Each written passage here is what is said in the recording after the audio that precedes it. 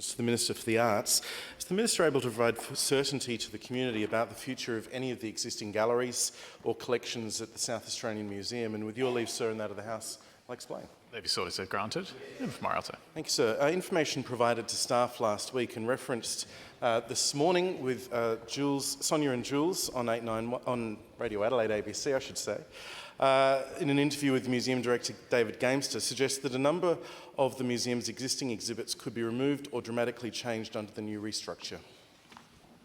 Minister.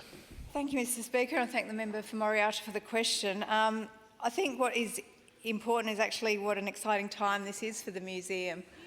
For members who aren't aware, the museum had appointed a new director in the middle of last year, Dr David Gamester, and he's come in and it's really looking at the museum with fresh eyes, and I think that is a really exciting time for the staff but also for the community. What the board and Dr Gamester and the leadership team at the museum are doing is looking at what the new strategic vision is for the museum. So what do we want our museum to look like in 10 or 20 years' time? And I think what was touched on radio this morning is there are certain parts of the museum that have remained very static for a very long time.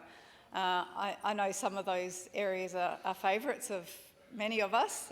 Member for Moriarty, I'm sure, is passionate about the Egyptian room. Unfortunately, that hasn't changed since the 1940s. What the museum is... What the museum leadership with Dr Gamester is doing is really looking at a new reimagined museum that's really going to engage with the community, that's really going to teach our community, young and old, about South Australia and South Australian stories. From our First Nations cultures, for 65,000 years, we have the largest collection of First Nations cultural items in the world, and we need to show that better.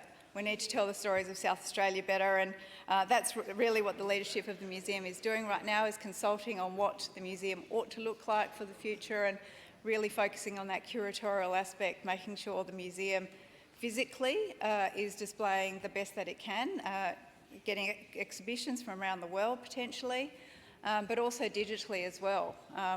With our incredible collections, how can we better serve the community in terms of exposing people to those collections digitally as well, using new technologies. So all of that work is happening.